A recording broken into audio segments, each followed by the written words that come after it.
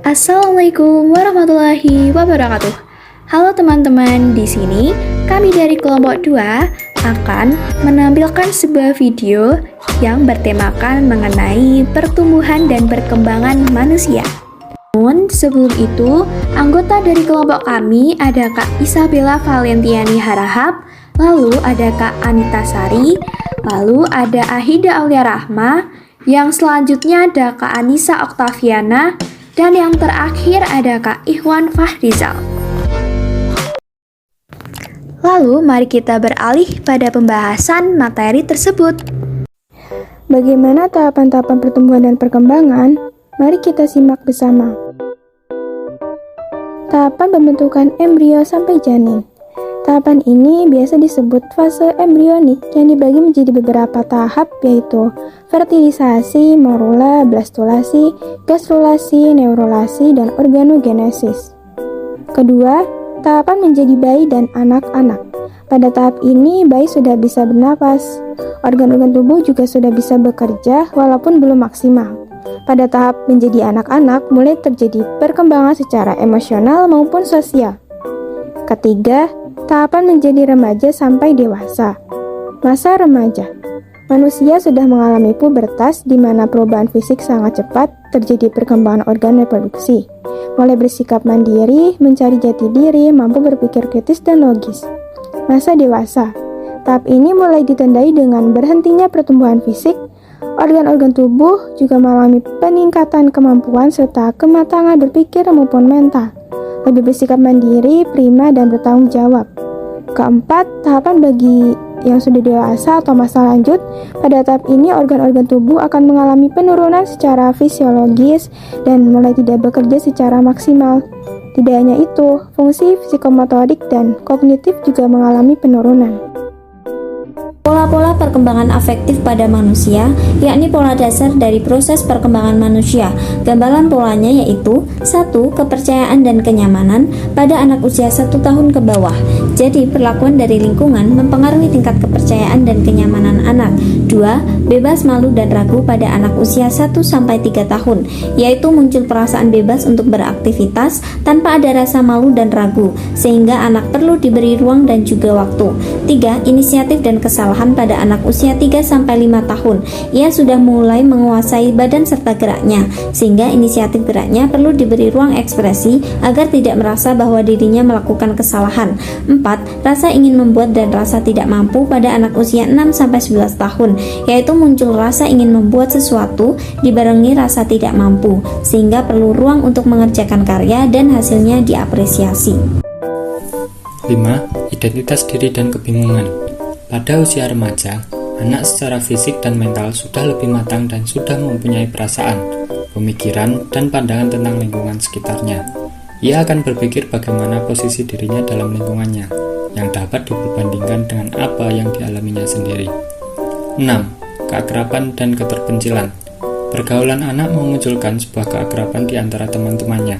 Namun jika terdapat masalah dalam menjalin keakraban tersebut, biasanya akan muncul rasa kesepian, perasaan dikucilkan, dan lebih memilih untuk menyendiri. 7. Generasi berikut dan internalisasi diri. Pada usia 25-40 tahun, seseorang tidak hanya berpikir individualis, namun sudah berpikir tentang kehidupan generasi berikutnya. Dengan berpikir demikian, ia akan berusaha untuk menemukan jati diri dan berpikir lebih jauh ke depan ke masa yang akan datang. 8. Integritas dan putus asa. Memasuki usia 45 tahun ke atas, pola berpikir seseorang berefleksi pada jalan dan pengalaman hidupnya. Jika dalam kehidupan lalunya banyak menemukan prestasi dan keberhasilan, maka ia akan puas. Namun sebaliknya, jika dalam kehidupan lalunya banyak kegagalan yang tidak dapat diperbaiki, ia akan merasa putus asa. Menurut Jean Piaget, terdapat pola perkembangan kognitif yang terjadi secara teratur dan berurutan, yaitu yang pertama, sensor motorik pada usia 0-2 tahun. Usia ini, perkembangan didominasi oleh pergerakan otot yang menggambarkan kekuatan insting. Lalu praoperasional pada usia 2-7 tahun. Pada usia ini, tahapan perkembangan didominasi oleh hasil keputusan yang bersifat intuitif atau gerak. Lalu, operasional konkret pada usia 7-11 tahun. Pada usia ini, anak sudah mulai dihadapkan oleh permasalahan yang nyata. Pada usia ini, anak akan terlihat mulai berpikir logis dan sistematis. Lalu, rasional formal pada usia 11-15 tahun. Di sini, seorang anak mulai terbentuk pola pikirnya yang lebih luas, baik yang abstrak maupun yang konkret. Yang selanjutnya mengenai studi kasus, yakni studi kasus dari kelompok kami yang sudah kami lakukan adalah sebagai berikut. Dan studi kasus tentang hubungan dukungan sosial teman sebaya atau lingkungan sekitar dengan identitas diri pada usia remaja. Penelitian ini bertujuan untuk mengetahui hubungan antara dukungan sosial teman sebaya maupun lingkungan sekitar dengan identitas diri pada remaja dengan objek penelitian yaitu anak usia 15-20 tahun. Studi kasus ini kami ambil berdasarkan materi yang didapat yaitu berkaitan dengan pola perkembangan anak. Keterkaitan studi kasus atau fokus masalah dengan materi yang kami bahas dalam bentuk video pembelajaran adalah berkenaan dengan materi pola perkembangan afektif manusia. Materi tersebut fokus pada bagaimana proses pembentukan identitas diri. Adapun permasalahannya yaitu pengaruh dukungan sosial yang diberikan seorang teman dengan orang tua terhadap perkembangan seorang remaja.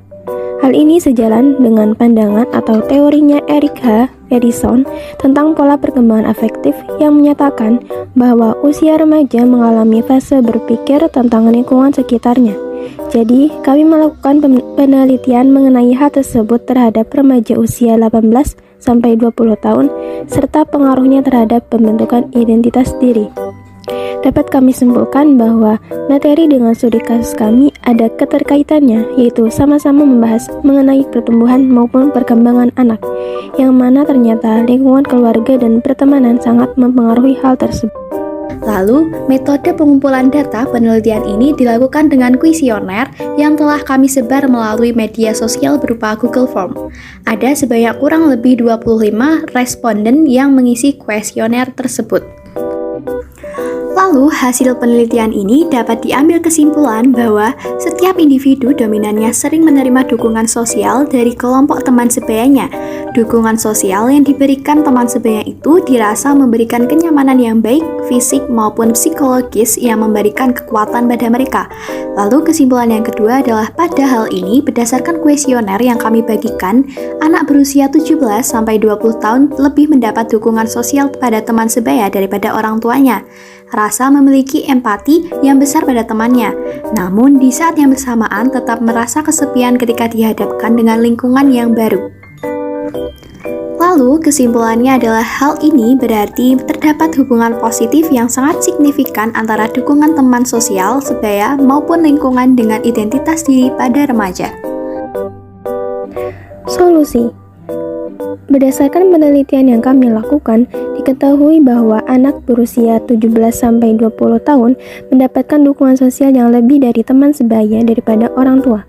Menurut kami, solusi yang dapat diberikan atas permasalahan tersebut adalah memberikan dukungan sosial dari keluarga, karena dukungan sosial dari orang tua itu berpengaruh pada kehidupan anak di masa yang akan datang.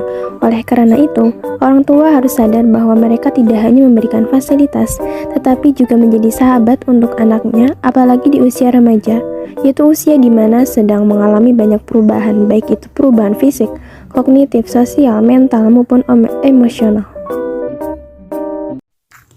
Sekian dari kelompok kami, bila ada salahnya mohon dimaafkan. Wassalamualaikum warahmatullahi wabarakatuh.